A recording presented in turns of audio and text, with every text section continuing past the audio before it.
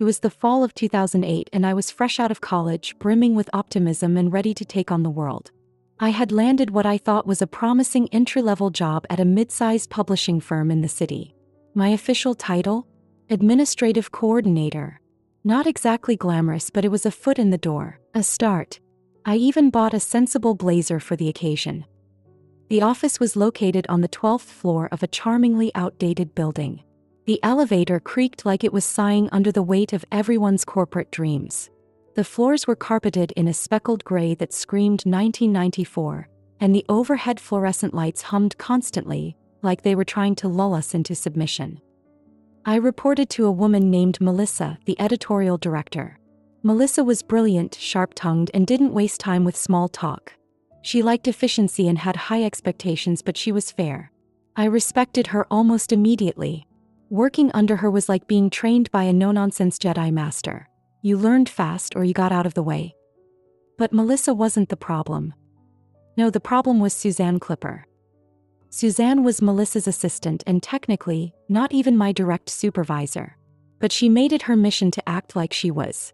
She had been with the company for over a decade and it showed. Not in her skill set, unfortunately, which was frozen somewhere in the Windows 95 era, but in her territorial grip over anything that remotely resembled authority. Her cubicle was right outside Melissa's office, adorned with inspirational cat posters and a framed quote that read, "You don't have to be crazy to work here, but it helps." That should have been my first red flag. Suzanne had a very specific brand of superiority. She wasn't qualified, and deep down I think she knew it. But she overcompensated with a kind of passive-aggressive dictatorship that made everyone around her walk on eggshells. She wasn't evil exactly, just exhausting. The first few weeks were a whirlwind of onboarding and learning the company's internal systems, which looked like they were coded in a high school computer science class circa 2001. I was picking it up fast, which apparently was a problem, because the moment Suzanne noticed I was getting comfortable, she swooped in like a hawk who had just spotted a mouse in the copy room. "Hey," she cooed one morning, leaning against the side of my cubicle. "So, I need a quick favor. Just a teeny-tiny formatting thing for the director's quarterly report. You're so good with this stuff." I blinked. "Sure. What exactly do you need?" He handed me a flash drive. A flash drive. In 2008. "Just open it up and clean it up a bit. I'm not great with tables. You know how it is." That was the first of many quick favors that turned into hour-long projects. And every time I did one, she returned with another. I kept telling myself it was temporary, that she was just overwhelmed, or that maybe she didn't realize how time-consuming her requests were. But I was wrong. Suzanne wasn't overwhelmed. She was strategic. She knew exactly what she was doing, offloading her responsibilities onto the new girl while maintaining her cushy routine of long lunch breaks and midday gossip sessions with the other office veterans. It wasn't long before she started dropping little comments around the office. "I had to ask someone to fix it," she'd sigh loudly near the water cooler. "I guess some people just aren't team players." It wasn't subtle, and it worked. By the second month, I noticed my coworkers were a little colder toward me. Meetings got quieter when I walked in. Melissa remained supportive, but even she seemed a little more distant, distracted. Suzanne, for all her incompetence, was a master manipulator. Then came the jokes. Casual racism disguised as humor. "Harrow," she'd chirp whenever I walked by. "You people are just so good with technology. I guess it's in your genes, huh?" I'm Korean American. I grew up in the suburbs of California, not Seoul. I didn't even speak Korean fluently. But Suzanne saw my face and assigned me a stereotype. I smiled through it. At first. But it wore me down.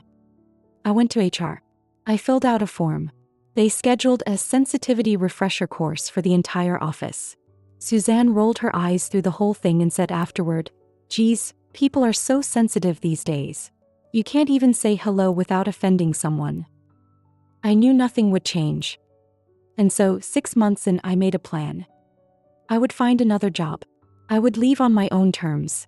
But before I walked out of that office for good, I would make sure Suzanne remembered me. Not with drama. Not with confrontation. But with poetic, subtle, glorious revenge. I just had to wait for the perfect moment. And that moment came during my final week. By the second week at the firm, I had already learned to recognize the pattern. The subtle sounds of Suzanne's kitten heels tapping across the floor. The curt, clipped tone of her voice echoing through the corridor before she even reached my desk. The forced smile that never quite touched her eyes. She had a rhythm, like a metronome ticking just a little too fast. And if you didn't keep up, you'd get crushed by it. "Amelia," she called, her voice wrapped in artificial sweetness. "We're all attending the director's luncheon today. Be a dear and set up the projector in Conference B, would you?" I glanced at my to-do list. I have a deadline to finish Ms. Harper's investor slides before noon. "Oh, those can wait," Suzanne interjected, waving a dismissive hand. "This is for the director. Priorities, sweetheart." Sweetheart. I bit the inside of my cheek to stop from snapping. Suzanne loved using pet names, especially ones that felt intentionally condescending. She also loved giving me the kinds of tasks meant for tech support or administrative staff. Things that weren't my responsibility. But if I pushed back, she'd raise an eyebrow and log it mentally like a schoolteacher taking notes on a delinquent. And it never stopped at just delegation. When I finally got to my investor presentation, she hovered behind me, offering input no one asked for. "That font is a bit aggressive, don't you think? And do we really need the bullet points? They're so pedestrian." Funny, coming from someone who once asked me how to open the internet. But it wasn't just about petty corrections or surprise assignments. Suzanne had a way of gathering people around her like a throne court. Passive followers who absorbed her tone as gospel. I'd catch coworkers side-eyeing me in the break room after one of Suzanne's whispered critiques. "Amelia's young," she'd say with a sigh. "Still learning how things are done properly." Still learning. Funny. My metrics were among the highest in the department. But Suzanne wasn't content with undermining me professionally. She started slipping in jabs that tiptoed into darker territory. "You know, when I first saw your last name, I assumed you were a mail-order bride or something." She laughed, the room going quiet around her. I stared at her, stunned. "Excuse me." "Oh, don't be so sensitive, honey," she purred. "It's just a joke." Except it wasn't. And that became her signature move. Make an offensive comment, then play innocent when I called it out. She'd smile sweetly, tilt her head and say, "You really need to learn to take a joke." The truth was, Suzanne didn't care about jokes. He cared about power. And she had it, lots of it. She'd been with the company for years, a relic from a bygone era of nepotism and unspoken hierarchies. Her closeness to the director gave her an aura of invincibility. People tiptoed around her tantrums. Executives indulged her paranoia. Even HR seemed to tread lightly. So when she began casually mentioning that I struggled with authority, I knew exactly what she was doing. She was setting the stage. It wasn't enough to make me uncomfortable. She wanted me out. And if I wasn't going to leave on my own, she'd create the perfect narrative. One where I was the volatile one, the difficult employee, the overconfident millennial who needed to be put in her place. I wasn't going to let that happen. But I had to be smart. Because Suzanne didn't just play dirty, she played well. By the time my third month rolled around, I had become a master of invisibility. Not in the literal sense, of course. I still attended meetings, turned in polished deliverables, kept to deadlines. But emotionally, socially, I'd learned how to disappear in plain sight. That's what it takes to survive someone like Suzanne. She watched everyone like a hawk with a spreadsheet. She kept mental tallies of your tardiness, even if it was 2 minutes. Whether you smiled during group meetings and how many times you asked a question she deemed obvious. She treated the office like her kingdom and herself as its crown jewel. And anyone who posed a threat to her reign, she crushed them with suffocating micromanagement. Me. I was apparently a walking threat, even if I didn't know why. She'd corner me in the hallway, clipboard in hand like a parody of middle management. "Amelia, the coffee order for Thursday's breakfast seminar was missing soy milk," she'd hiss. "You don't want to get a reputation for being forgetful, do you?" I wasn't on the coffee order. But you could have double-checked. That's what a team player would have done. God, she was exhausting. But I knew better than to fight her head-on. So I smiled. I nodded. I became the picture-perfect junior associate. Polite, hardworking, dependable, unthreatening. And I documented everything. Every time she tried to assign me a task outside my scope, I confirmed via email. Per our conversation earlier, just to clarify, do you need me to pause Project Echo to assist with the seminar notes? Every time she tried to gaslight me in front of others, I kept a calm demeanor and made a note in a private Google Doc I'd titled, "See, the Suzanne Chronicles." The racism? I logged it. The condescension? Both. The fake performance warnings she whispered to my supervisor? Oh, definitely logged. Because I knew the only way to win against someone who manipulated the system was to know the system better than they did. My direct manager, Ms. Harper, liked me. She wasn't blind to Suzanne's behavior, but she had the spine of a decorative plant. You just have to understand her background, she once told me. She's from a different era. She means well. But intentions meant nothing when you're being slowly buried by sabotage. Goodwill didn't erase sleepless nights and panic attacks in the bathroom. And background didn't excuse microaggressions disguised as corporate banter. So I started planning. Not revenge. Yet. Just self-preservation. I updated my resume. Started networking quietly. I joined Women in Tech Slack communities. I even reached out to a college mentor and asked her to look over my portfolio. The idea was to have a soft landing when I left. But the universe had other plans. Because 2 weeks before I planned to put in my notice, Suzanne cornered me in the hallway with a smile that made my skin crawl. "Hey Amelia, since it's your last week, would you mind helping me clean up my computer? There's just so many files everywhere and I could really use your help." I blinked. "By last week?" "Oh, I thought you knew." My heart sank. "Knew what?" She leaned in and dropped her voice to a whisper.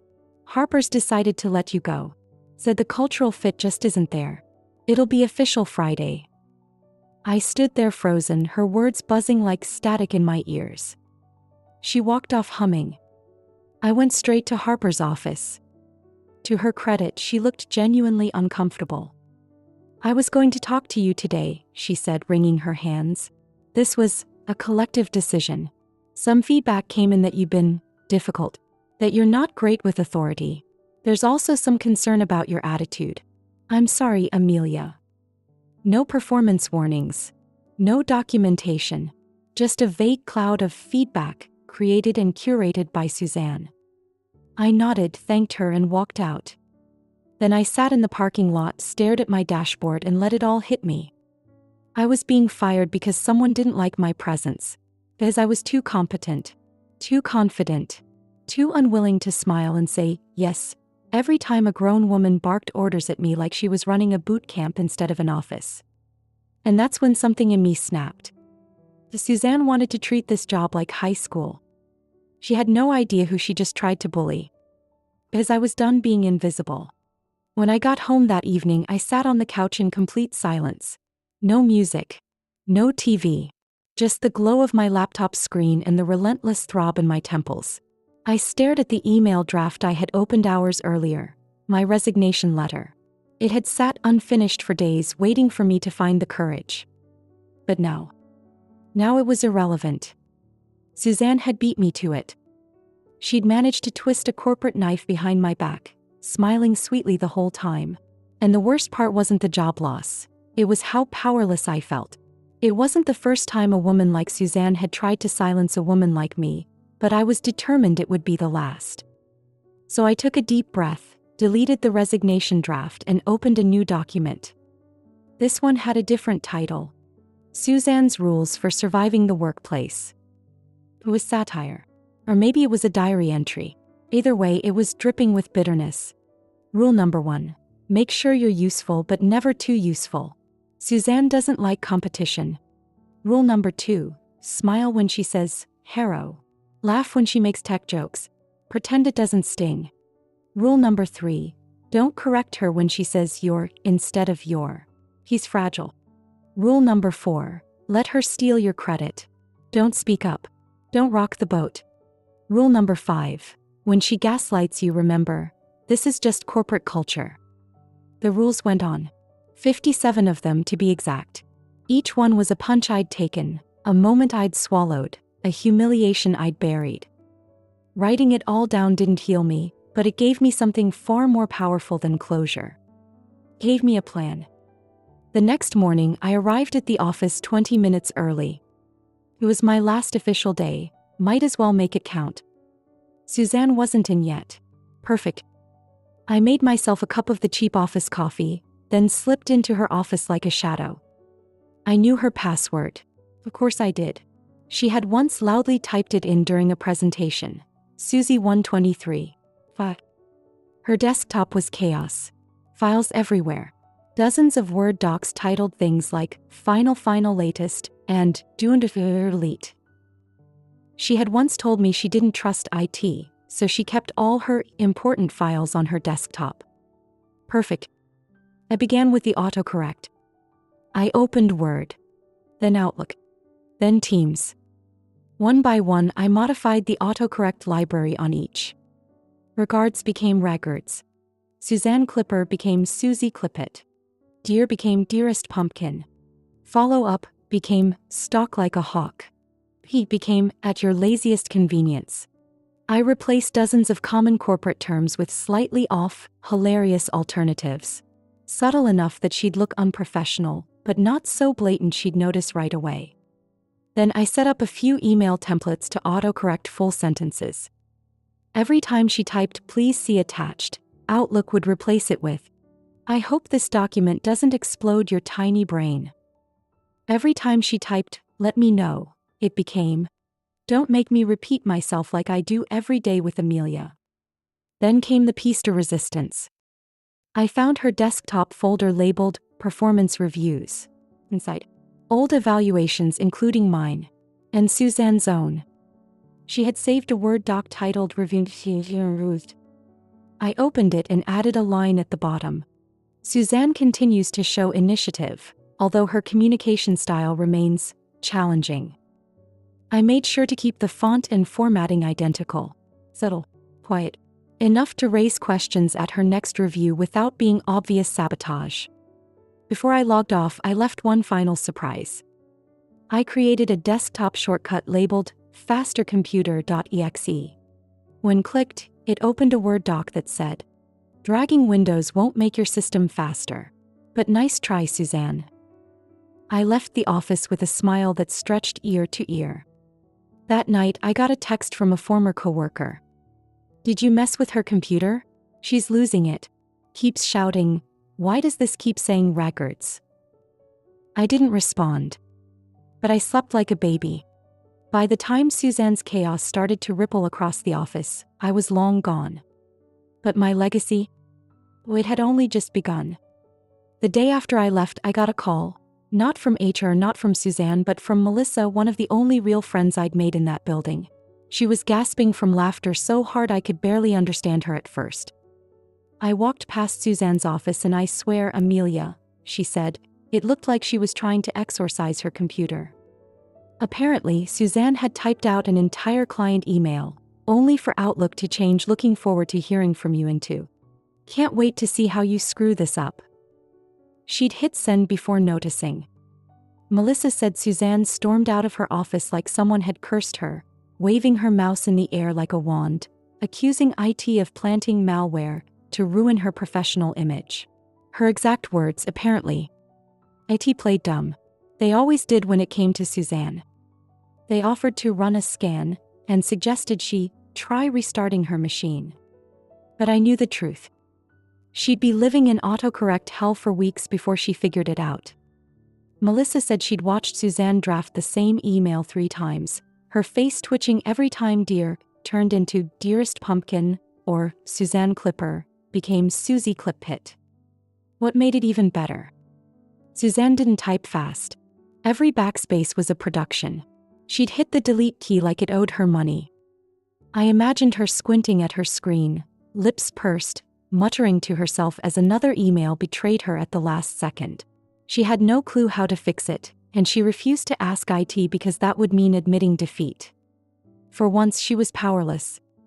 And it was delicious. But I wasn't done. Not yet.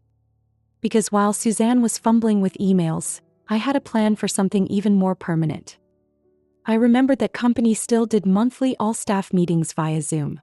Boring, bloated meetings with fake enthusiasm and "go team" chants that no one believed in. Suzanne always hosted the slideshow, and she had a habit of reusing the same PowerPoint deck every month, simply updating the title and a few bullet points. Guess who had access to the shared drive before I left? Yours truly. Guess who downloaded a copy of that PowerPoint deck? Also yours truly. And guess who had Adobe Premiere and a petty streak the size of Texas? You guessed it. The presentation was already dull. So dull, in fact, that no one ever really paid attention to the individual slides. It was the perfect canvas. I replaced one of the slides in the middle of the deck. It looked exactly like the others at a glance. White background, blue bullet points. But the content? Let's just say it wasn't standard office fare. It read, "Internal comms update. Stop sending reply all to lunch orders. No, Suzanne, your password isn't secure if it's your own name. HR still reviewing if hero counts as a microaggression. Spoiler, it does. Yes, clicking harder doesn't fix your mouse. Dragging windows doesn't make them faster. We made that up." I sent it to Melissa with a little note. If this somehow finds its way into next month's meeting, I wouldn't be mad. She responded 5 minutes later with a screenshot. Done. Apparently, the next all-staff Zoom went exactly as I'd hoped. Suzanne was reading from the slides in her usual robotic voice, pausing to explain each bullet until she reached my slide.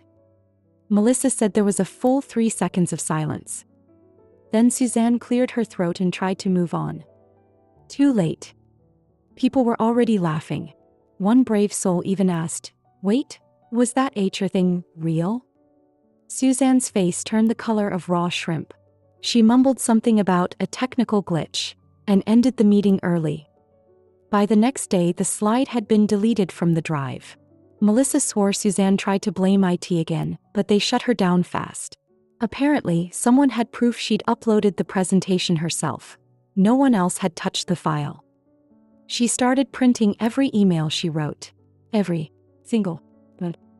Someone found a stack of emails in the copy room, all ending with regards. But it wasn't about emails. It wasn't about typos. And it definitely wasn't about me trying to ruin her career. It was about consequences. For every time she made me feel small. For every racist joke she thought was harmless. For every time she smiled while twisting the truth, knowing her last name would always shield her from fallout. She thought she owned the place. Now she couldn't even trust her own keyboard. Weeks passed. And while I was adjusting to my new job, peaceful, functional, non-toxic, word of Suzanne's unraveling kept trickling in through office grapevines. It started with little things. She began carrying around a yellow legal pad, refusing to type notes on her laptop anymore, blaming keyboard unreliability. One of my old teammates joked that she looked like a conspiracy theorist building a case against the spacebar. Her handwriting, but apparently she trusted ink more than the cursed ghost inside her email. Melissa sent me photos once. A post-it note Suzanne had taped over her monitor said, "No autocorrect. No shortcuts. No trust." She was spiraling. And yet she still refused to ask for help. That was the beauty of it. Her ego wouldn't let her admit she didn't understand what was happening. And the longer it lasted, the more paranoid she became. According to Melissa, the cherry on top came during an all-hands meeting, one where senior leadership was supposed to announce a partnership deal worth millions. Suzanne was running the presentation again. Big mistake. You see, I'd learned from the first time. I hadn't just messed with one slide. I'd buried a second-time bomb deeper inside the deck. Slide number 23. It wasn't a joke this time. It looked real, professional, sleek. Blue title bar, black serif font. Red. Employee Relations Update. As part of our ongoing diversity initiative, all internal communications will be reviewed for cultural sensitivity. Mandatory DI training will be required for all staff. Leadership expects immediate improvement from Suzanne Clipper regarding her use of racially insensitive greetings. No further hero incidents will be tolerated. Melissa said the silence was deafening. The VP, a no-nonsense woman named Carla, turned her camera off. You know someone's pissed when they go dark on Zoom. Suzanne just froze. She didn't speak, didn't click, didn't breathe. The next slide never came. The meeting ended abruptly. By Friday, she was placed on temporary leave pending review. By the next Tuesday, gone. No goodbye email. No exit memo. Just vanished. Apparently, she blamed the IT department, HR, and that Asian girl, that'd be me, for conspiring against her. Said she was being erased by woke culture. But no one was listening anymore. The executive team had found enough complaints buried in HR reports from the last 5 years that they didn't even need my petty sabotage to justify it. That PowerPoint just gave them a reason to finally look. Me. I didn't need revenge to be dramatic. It didn't need flames or lawyers or a big confrontation in the office parking lot. Sometimes the smallest virus kills the strongest host. All I did was plant a seed. She watered it with her own ignorance. And in the end, she reaped exactly what she sowed. After Suzanne's departure, the office shifted in the strangest way. It was like someone had cracked a window after years of stagnant air. People started laughing more. Meetings were shorter, lighter. Even the tone of emails changed. Less passive-aggressive, more collaborative. Melissa joked that the whole floor felt like it had gotten a divorce from a toxic parent. And though I wasn't physically there anymore, I felt the ripple of it. Old coworkers started reconnecting. Several messaged me directly, cautiously at first, then more openly. They weren't sure I even wanted to talk about Suzanne, but once I gave them the green light, the stories poured out. Apparently, after I left, she doubled down. More microaggressions. More paranoia. She installed a whiteboard in her office and began keeping daily tallies of miscommunications. A passive-aggressive hit list she'd reference in team huddles. And then there was the weirdest one. She began carrying her personal keyboard in a tote bag, refusing to use corrupted ones at shared workstations. Melissa swore it looked like a weapon case. She treated Word like it was possessed, she said. But even with all that, the final straw was something I hadn't expected. HR had quietly opened an internal audit after the PowerPoint incident. And while my subtle sabotage might have ignited suspicion, it wasn't what sealed her fate. It was her search history. Turns out she'd been Googling some very questionable stuff on the company Wi-Fi, including hilariously things like how to remove autocorrect sabotage, signs you're being targeted at work, legal action for tech bullying, why won't my computer obey me? Mixed in with those were much worse, things she thought no one would ever find, racist memes, jokes forwarded to her personal email and then accidentally opened on a company machine. HR hadn't needed much more. The leadership team saw the writing on the wall, and so did she. She didn't even fight it. Just disappeared. Melissa said the office held a silent celebration. Not an official party, just the kind of knowing energy that floats in the air when something heavy has lifted. People brought donuts. Someone brought in a Bluetooth speaker and played Lizzo quietly in the break room. Even Carla, the VP, made a dry joke during a staff call. Let's all agree not to use Comic Sans or make racial assumptions in email. Sound fair? Got a laugh. And that was it. A chapter closed. Me. I moved on, but I didn't forget. Every now and then I'd type her name, Susie Clippitt, into a Word doc just to make myself smile. I never told anyone at my new job what I did. I didn't need to. That version of me, the one who suffered silently under Suzanne's slow paper-cut tyranny, had shed her skin. The new me? Smarter, sharper, no longer willing to endure quiet cruelty. And while revenge didn't change what I went through, it did something better.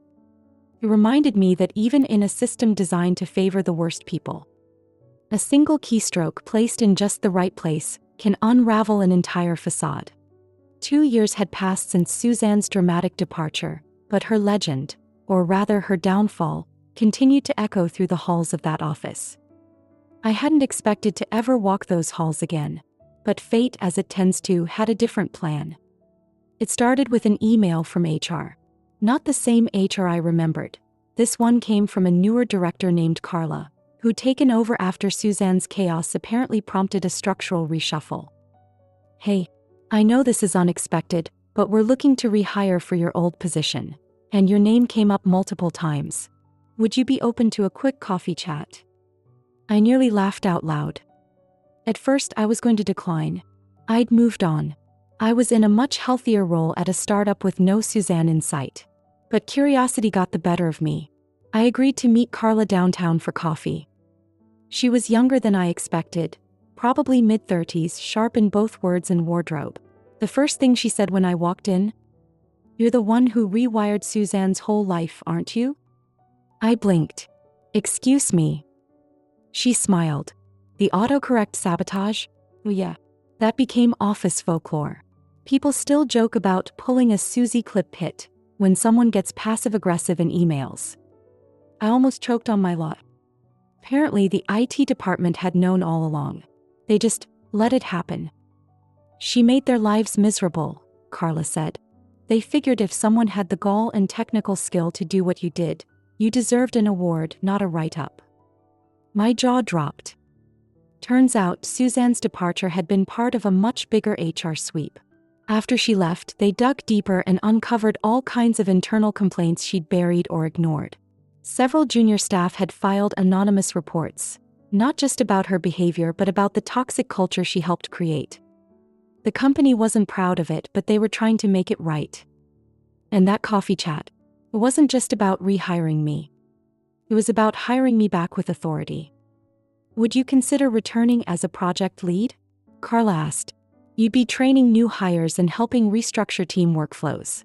You'd report directly to me, not as Suzanne type ever again." It felt like the universe had circled back and handed me the reins. But I needed a moment.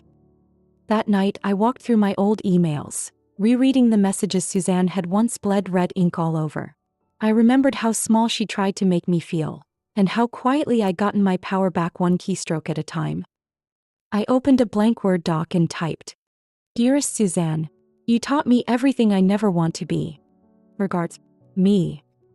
Then I hit save. Not to gloat, just to remind myself that even petty victories can carve space for bigger ones. I took the job. My first week back, I met the new team, a mix of fresh faces and old colleagues who'd once whispered their frustrations to me in elevators or over sad sandwiches in the break room. No. They were excited, energized. There was actual collaboration, people lifting each other up instead of tearing each other down. Melissa stopped by my new desk on day 2. "I knew you'd be back," she said, grinning. "I heard you're the reason IT keeps a backup of autocorrect logs now." I laughed. Let's just say I gave them a reason to improve documentation. She leaned in. "Did you ever regret it?" I shook my head. Not for a second. The best revenge? It wasn't the glitchy chaos or the subtle sabotage. It was walking back into that office, head held high, not to fix what was broken but to rebuild it into something better. Suzanne may have tried to rewrite my story, but in the end it was my hands on the keyboard. And I chose every word.